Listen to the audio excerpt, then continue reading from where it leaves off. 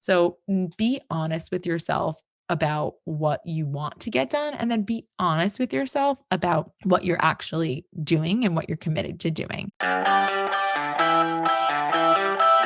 Welcome to Sincerely Future You, a podcast for female entrepreneurs looking to scale their business by mastering their time, money, and drama. I'm your host, Jessica McKinley, founder of What's Happening Coaching, a life coaching program that helps ambitious women like you make decisions today with the future you in mind.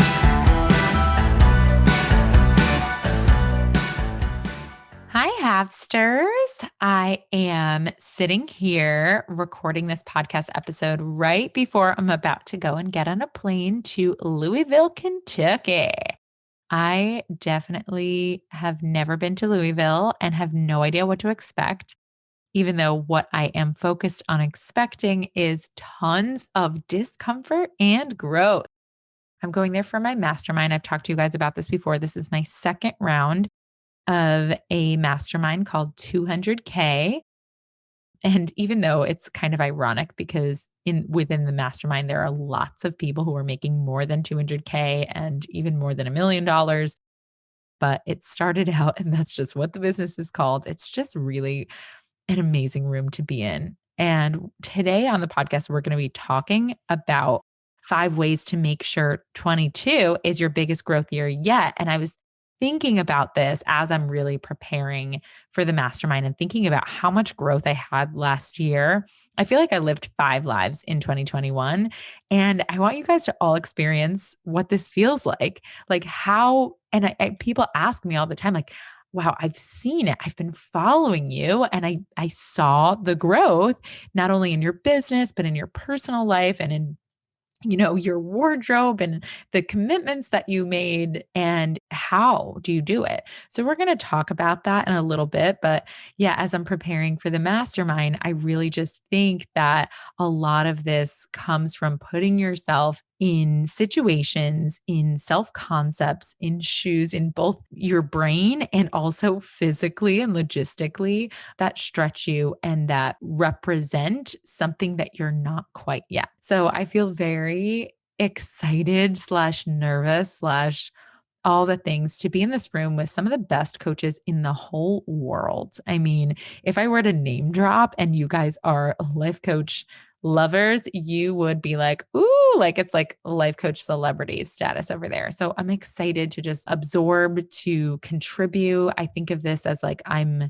a board member with these people that go out there and are creating new intellectual property and really changing what's possible for the whole world. And then we trickle it down. So fun. So fun. So can't wait to go and we'll see what Kentucky's all about. But before I leave, I wanted to give you this awesome podcast. And before I give you that awesome podcast, gotta give a shout out to the Hapster of the week. The Hapster of the week this week is Emily Fitzgibbon. Emily and I have been working together for almost a year now. You guys know my coaching packages are 6 months, and I do that for a very specific reason. I think it's the perfect container of time for us to really zone in on and also fully expand into mastery of about 3 things. And then when people choose to continue and sign on for another 6 months, that 6 months always looks totally different. And I've had people on the podcast talk about that before. I know Jennifer Prasad has talked about that. She's in her 3rd round of coaching and how each round is just completely different than the last because you are a new version of yourself when you're entering into the next one. So this shout out is for Emily because in this 6 months, it's gotten way less about the coaching of one-off situations and way more about like she can self-coach in those coaching situations. But now our coaching has evolved into her noticing how a thought might be in contradiction with the new self-concept that she's been working on developing. This is advanced coaching and it's so fun. And Emily is just all throwing herself all up in it. This year she has made a big investment in her own business, not only bringing herself to a big mastermind, and she is a branding and social media manager and just all on like full one-stop shop for making sure your brand is at the highest level possible. Like her work is exceptional, extraordinary. You must check her out. And all of the information on how to check her out will be on the show notes, but her Instagram is just Emily Fitzgibbon. So check her out over there. But what is even more incredible is she's not just bringing her, but she's also bringing her employee with her as well to grow and develop. And she's paying for her to come to this whole expansion. And I think a lot of people say, like, I'm so worried about investing big time into my team, into my employees, and then they just take it and they leave. And I always think of the opposite. It's like, but what if you don't invest in them and then they stay? And I think that Emily has just had such high quality thoughts about what the point is in investing in herself and investing in her team and thinking about the future. And she's certainly stretching herself, and the results are really paying off. She just came up with a brand new offer yesterday, posted it on her social, and immediately had tons of new signups. And she was like, oh, yeah, it's like really being well received. And I'm like, that's because you have mastered what it is to give results to your clients ahead of time before they even pay you. Another thing that we teach in coaching. So she does that flawlessly. And I'm just so proud of you, Em. It's been really fun to be along for your journey. And I can't wait to see what like 12 months to 18 months looks like, because you are about to experience 5 lives in one life. So in 1 year. So really, really fun. All right. Awesome. Way to go, Em. Let us move on to the 5 things that are going to make sure that this is not just Emily's, not just mine, but your biggest growth year yet. Okay. Are you ready? Number 1, you have to make sure this year you are focused so hard on your future self that you don't have time to dwell on who you are right now. Okay. What do I mean by that? When I say your future self, the high quality questions here are, have you asked yourself and have you flushed out, who are you becoming? Where are you going? What are you creating this year? And when you are so focused on that, and when I say focus, like I'm going to get really specific. I think in your day, 80% at least of your brain space should be going towards thinking about what you're creating, what you're doing, what you're planning, what you're becoming, and only 20% on what actually is happening today, what actually did happen in the past, what's not working, right? And I think that way too much of us have it flipped around. We spend 80% of our time thinking about, okay, this is what I'm doing that's not working or that is working. This is what I'm not yet good at. This is what like my bank account holds. I'm like, who cares? Like, I literally don't even care what is in my bank account right now because I'm so dialed into thinking about what my bank account is going to have by the end of the year that it doesn't even matter. Now, it doesn't mean that I don't look at it. We have a very specific evaluation and process that we teach you in happening sessions and in coaching for you to own your math and know your numbers. But once you have that process, you can just do your numbers in 10 minutes a day and then not think about it. So like I always know my numbers, I know where I'm at, but the only point in looking at that is to inform the decisions you're going to make towards your future and towards who you're becoming.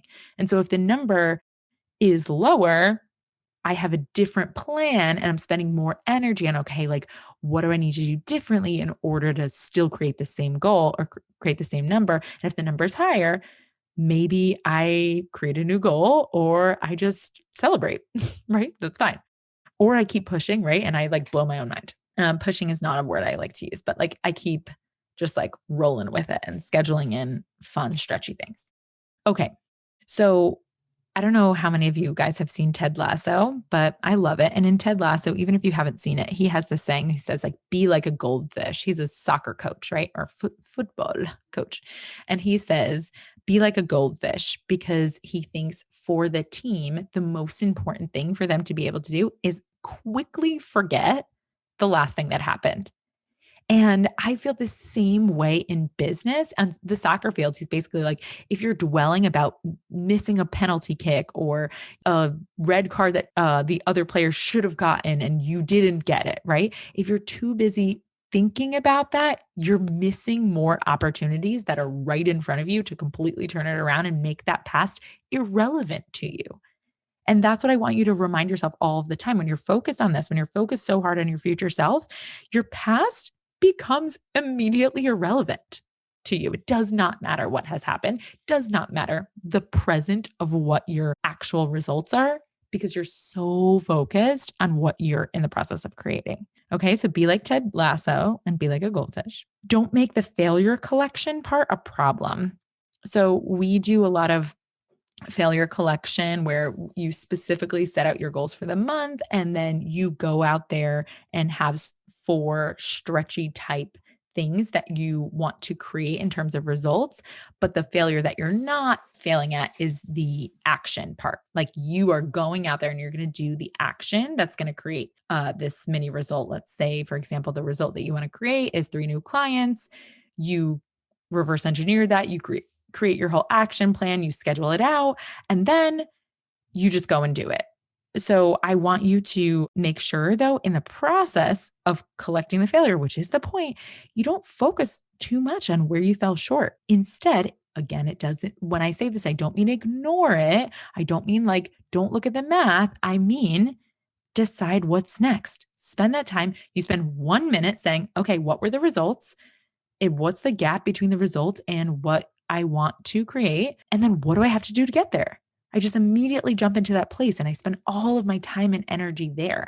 When you're too busy thinking about like how you're not where you want to be, you can't do the things that are going to help create you being where you want to be, right? It seems so obvious, but yet I don't think most of us are aware of how much time we're spending in that space. It will hold you back from your massive growth. Okay.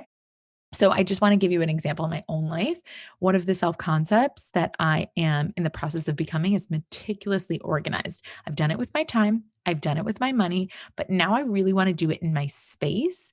And I've made leaps and bounds. Like I've made great strides in this area, but like, I'm going to show you, right? Because if you're watching the YouTube and this is incentive to do it, there's just like a pile of shit next to my desk and on my desk, actually, that has been there since my parents visited a couple of weeks ago and we're staying in my office, which also has a pull-out guest couch. This like awesome yellow suede couch is also pull out. I mean, amazing. Apartment 2B, check it out. And it's very comfortable as well. But I haven't gotten around to it, right? It has fallen off my schedule multiple times. I wasn't feeling well, et cetera, et cetera. Blah, blah, blah. I don't care. I'm not spending too much time being, and it's not like I'm quote unquote letting myself off the hook, which I hear you guys say a lot. That's not what it means to not beat yourself up. Letting yourself off the hook means you ignore it and you don't do anything about it to change in the future. What I'm saying is address it quickly and then make a plan and spend all of your energy focusing on how, oh, okay, that's still there. That's weird. It's not about making it a problem. It's not an excuse or a reason to ever question my ability to be organized. It's just a misalignment to take note of. That's it. It's like, oh, I'm a person who's meticulously organized. That really doesn't look meticulous over there. Time to tidy it up, put it on the schedule. Let's get it going. Right. And if I notice that it's continuously not getting done, why? What's happening here? Like, am I still, is there a thought floating around in there that's like, oh, it's not a big deal. You don't even, no one else comes in here. It's like, those thoughts aren't thoughts that really go with my new self concept of being meticulously organized because it's not for anyone else, right? It's for me. Okay. Amazing. So, number 1 is focus so hard on your future self that you don't have time to dwell on who you are right now. That will guarantee you massive growth. Number 2, make a big investment in your brain. Now, I know that I'm biased here, and I really don't love when I like am asking advice from someone and the advice that they give me back is just like dripping with bias. It's like, okay, you have some sort of incentive here to give me that excuse. So I want to just really be clear and preface I'm not saying the number 2 way to guarantee your biggest growth is to hire me. I don't care who you hire. I don't care how much money it actually is, because a big investment feels different to everyone depending on where you are. But what I will say is, like, for me, my very first big investment was $5,000, and that was my entire savings account. And then like a week later after I made it, I found out I was pregnant. I had like no savings, right? And it was my collective savings account with my husband. So this wasn't just like a business savings account. Like, I didn't have a business. This was very much money that, quote unquote, some people tell me they do not have. However, the growth that I experienced from doing this, and it was probably actually my least favorite coaching experience that I've had, was that investment. But what I gained in my belief in myself, what I gained immediately, was I started taking myself seriously, right? I put my money where my mouth was. I put my back up against the wall, and I was like, all right, there's no excuses anymore. There's no procrastinating. It's go time. Like, let's go.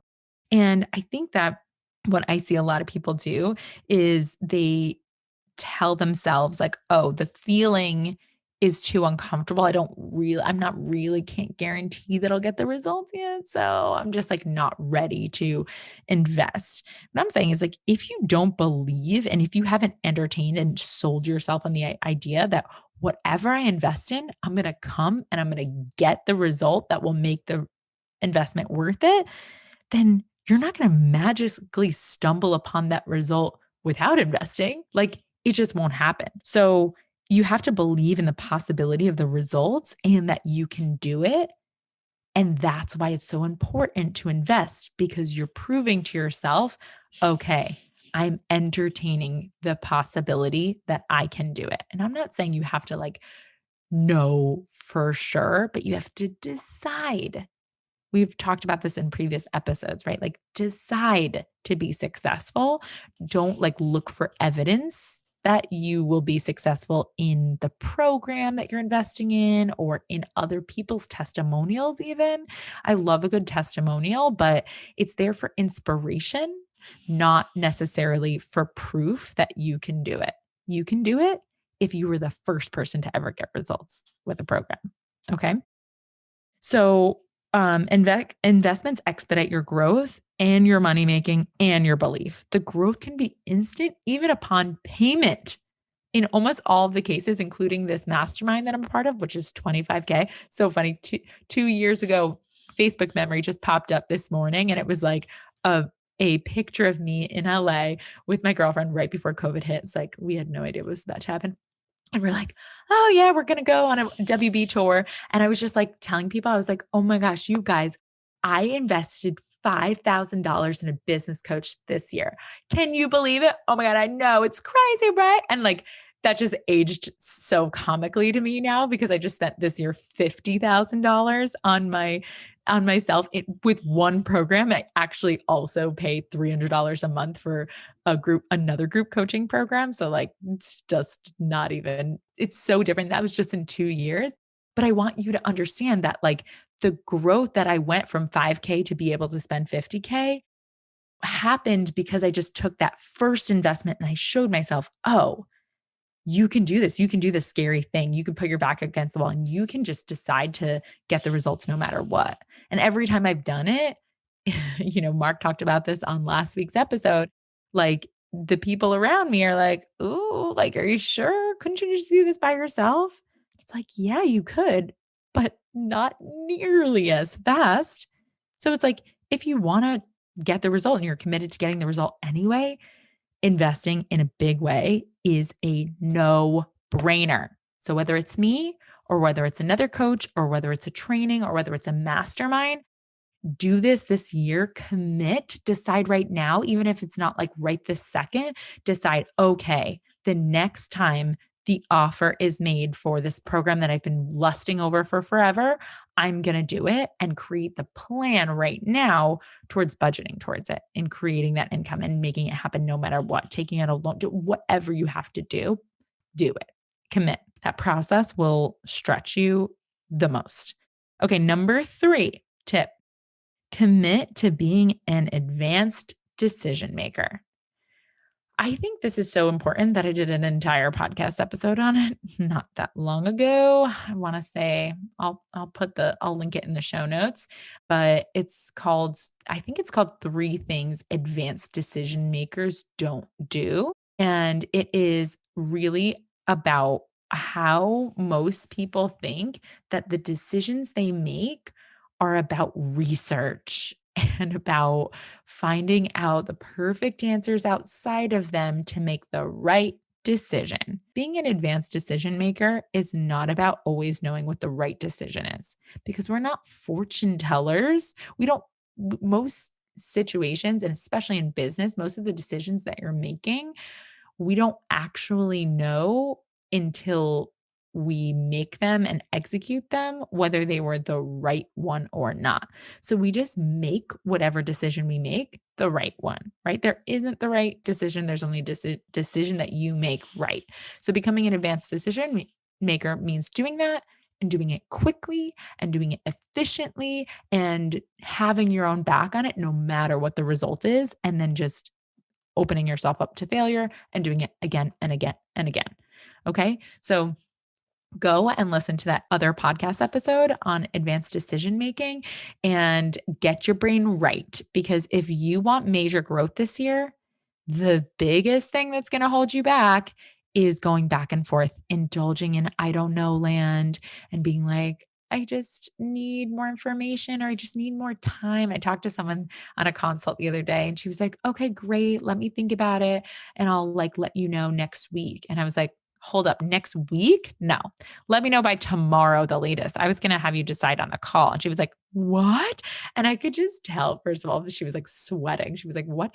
And I think most of it was because we're not put in positions most of the time. We're trained in society to take lots of time to make our decisions, especially big quote unquote decisions.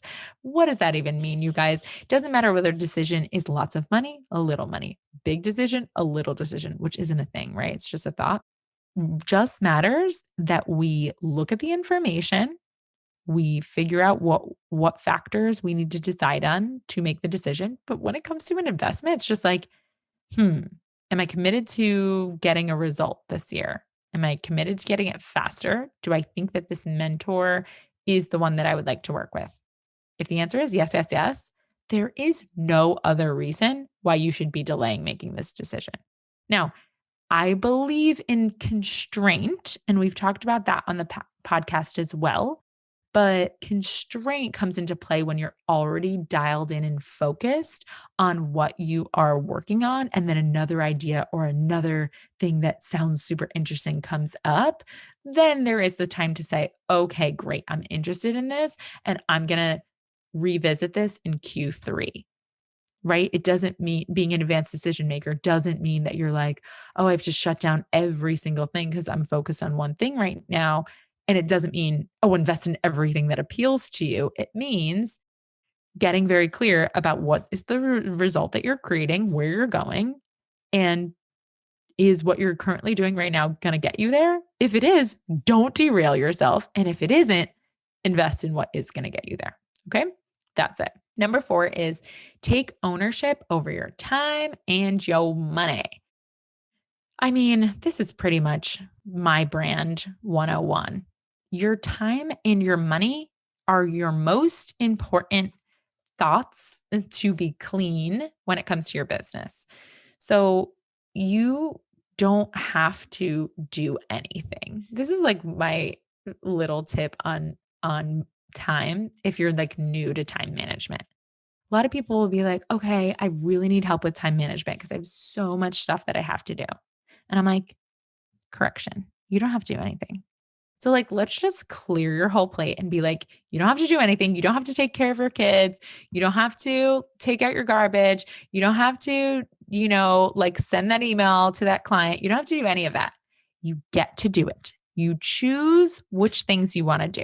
So instead of phrasing things like the giant martyr of your life, like I used to do for sure, I used to be like, oh my gosh, I have to, make sure that my toddler is happy and this and that and the other thing, while also, I need to get more clients because, right? It's like, you don't need to do any of that. You could totally just chill. You could if you wanted to, but we have things that we want to do. We have things that we want to create and we have priorities. I want to be a good mom. So yes, I choose to spend time with my child, right? But it's really important the way that you phrase it to yourself right off the bat. And I think as soon as you do that, some things do immediately become clear like, actually, I don't have to do that, and I don't really want to. And you could just wipe it from your schedule, right? So, like, start from the ground up, like, what do I want to create with my time?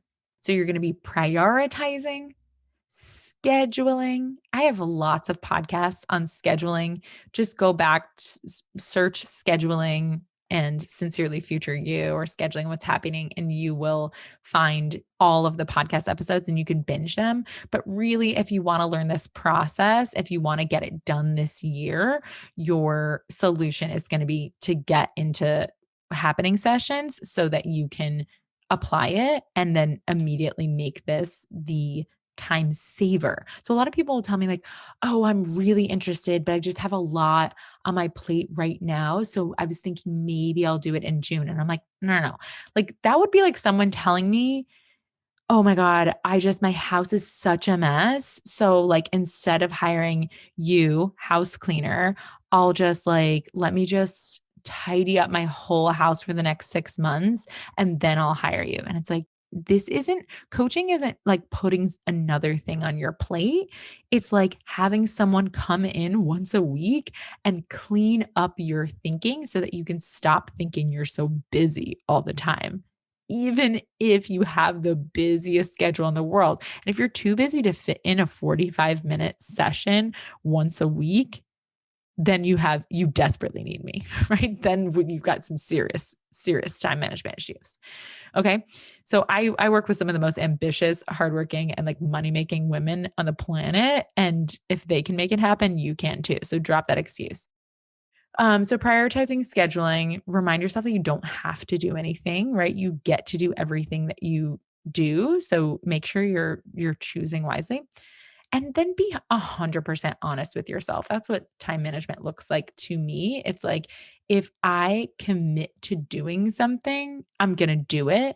And if I know in the beginning of the day that I'm probably not going to do something, I don't let it sit on my calendar and then drain me of energy being like, "Oh, I'm probably not going to get to that." It's like, why is it on your to-do list if you just that's what the difference is between a schedule and a to-do list, right? It has deadlines. It has very specific times when the results are created. It's not just a bunch of actions we have to like take mass just incessantly in a row until eventually maybe one day we can sit on the couch. It's like that is the life that some of you guys describe to me when you come to our consults.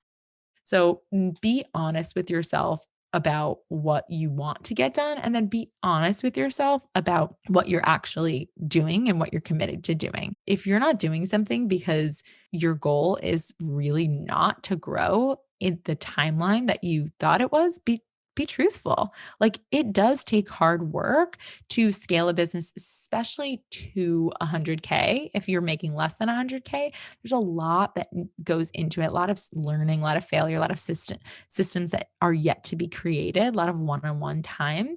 And that takes work. So if you're not willing to do that, or if you're not interested, then be honest with yourself. Okay. And that'll just really help you as well with your time management. So you know what you can commit. If you want to commit to something in a part time way, do it very intentionally. And then taking over ownership over your money. I am not shy about the fact that I am the biggest supporter of youneedabudget.com. I think if you want to get started, like that is the place to do it. They have a free trial that's 34 days long. However, I will warn you, of all of the budgeting tools that I've ever used, it takes the most upfront learning, reconfiguring of the way that you're thinking about it and set up. So I do that with my clients and I have training videos to make it very easy, especially for a business owner if you want to have your business budget and your personal budget. So if you do want to do that and you're feeling like overwhelmed by it on your own, that is something that we also do together, mastering your budget. But your money and mastering your money is not just about setting a revenue goal and then budgeting everything. It is about more than that. It's about all 6 areas. And I just did the Hapster, the like what's happening coaching assessment of your money mastery with one of my newer clients who makes a lot of money and is pretty good in all of the areas. But this is an assessment where you go through and you answer questions on where you're at in terms of your business and personal in spending, saving, earning, having, investing, and giving money. And she spotted some like really glaring for her places where she has been neglecting, even though she thrives in like 4 out of 6 of these areas. And so I actually think that even if you already do have pretty good money mastery, the work that we do and even just the assessment right off the bat will help you understand like, oh, there's so much more fun to be had when it comes to my money, right? And it really should just feel fun, money mastery. Even it doesn't matter how much you're making, it doesn't matter how much you're spending, like this should feel fun. It shouldn't feel restrictive. And you definitely, if you think like, oh, I'll just make more money, then once I make more money, I'll feel calmer. That doesn't work because the feeling of calm comes from your thoughts, not from the circumstance of how much money you're making. Okay. And so I promise I have clients that scale and are making more money and they're still like in scarcity and they're like have 10K months and they're like, oh my God, like I'm just so worried. And I'm like, what's happening? Like it's not the money. I promise you guys, like it is your thoughts about it. So we got to clean all that up. And then tip number 5. Okay. Tip number 5 to make sure that this is your biggest growth year yet is falling in love with sales. You guys, your business requires sales.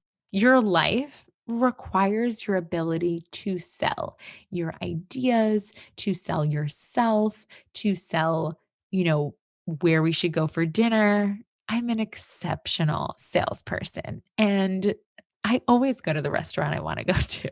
And then everybody else is delighted to go to it as well because they've been sold on the idea.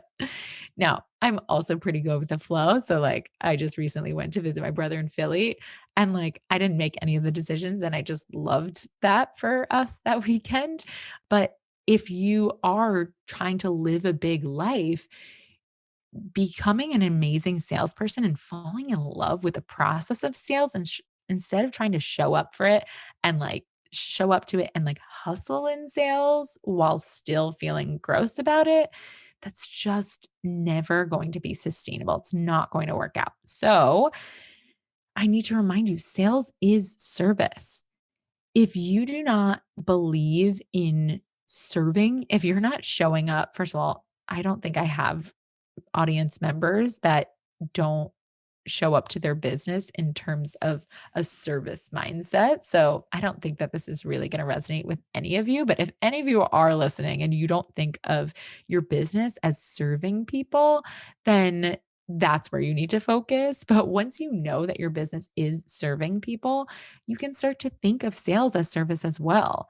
Because sales is really just your love letter to your client's future, right? It's the gap between you and your client's future success. Like they just need to pay you money so that you can serve them.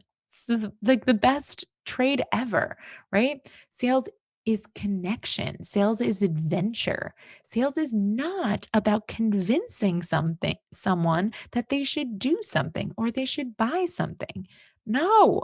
I will never spend my time convincing anyone that coaching is the best thing for them, right? It's like all I do is show up, ask them questions about what they're trying to create in their lives, and then I just serve them. And then I remind them that, hey, the best way for me to serve you is through the program that I've dedicated my life to creating, right? It's like there's no better way to do that. And if you haven't made that connection between you making money and you serving, you don't fully love sales. I promise you. And once you do make that connection, you will love sales. I want you to say it out loud. It's not a dirty word. Like, I love selling. I love sales. It's because I love being good at helping people get out of their own way so that they can make their dreams come true. And if your business is not life coaching, right? It's like, I love selling my pies so that people can get it in their mouths and have their mind blown, right? Like whatever your service is or whatever your product is, you still need to think of it in terms of like, how can I help my clients what? Have a flavor explosion, have a less stressed life, have a healthier morning routine, whatever your service you provide or product you provide to your client. Sales is just the bridge between them not having their results and them having their results. So why would you hate that process, right? And if someone's confused and they don't get the value, you just ask them more questions, right? That's all sales is. It's just asking people questions, not telling them why XYZ. All I do on my consults is ask people questions. And then at the end of the day, I ask them a final question, which is, okay, great. Do you understand the value of this? And are you ready to go? Let's go. So fun. And if at the end of the day, they don't want to do it, I'm like, okay, you must still be confused. And then I sell some more, which is asking them more questions about like, what are you confused about? What is not the value? And occasionally I will have someone that is just not a good fit. And I would never convince someone who's not a good fit that they should become a good fit. That's that. Okay. So if you want this to be a massive year in your growth, you need to love sales. You need to take ownership and accountability over your time and your money. You need to commit to being an advanced decision maker. You need to make a big investment in 2022 in your brain in some capacity. And I would just gush if it were happening sessions and I got to be a part of that journey with you. But even if it's not, pick one, write it down, get uncomfy, commit to when you're going to do it. Okay. And then number one, you need to focus so hard on that future self. Write that future self a love letter, sincerely, future you, and access that future self and have her remind you about how irrelevant what you're doing right now and what you've created right now is to who you're about to become. So exciting. All right. I can't wait for you guys to live 5 lives in one. Now I'm going to board a plane to Kentucky and go below my own brain, and I'll give you all the goodies when I get back. Have a fabulous weekend. All right, Hapsters. If you're ready to master your money, to me, that doesn't just mean earning. It also means spending, saving, having, investing, and giving your money with calm rather than hustle. And you're ready to master your time. That means building your business in less time and never feeling busy again. Happening Sessions is your no-brainer next investment. Hapsters report never in their life feeling so in control and less in a rush. One Hapster actually said goals feel inevitable instead of stressful. I am so confident in the value of this coaching for you that I have a money back guarantee. If you complete the 6 months and you haven't gotten the results or the experience that you want, I'll give you your money back and I'll be happy to do it. Why? Because we've never had this. Over the almost 100 people that have gone through this program, we have never had someone ask for their money back. That's how good this container is. Do not wait. Sign up for your discovery call today. You can do that by going to the link in my bio at my Instagram. Again, my Instagram is What's Happening Jess. That's WHATSHAPPYNING. Jess, and you can click on the link in my bio and sign up for your discovery call. Again, this is the time to turn your business and your life dreams into reality.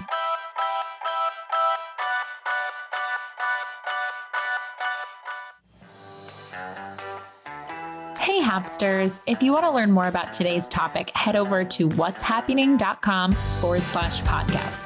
That's what's happening, whatshappening.com/podcast. If you're a business owner and you're resonating with what we talk about here, what are you even doing? Come hang out with me over where the party's at on Instagram at What's Happening Jess. Again, that's happy, HAPPYNING, and book a discovery call to see if coaching is your next best step.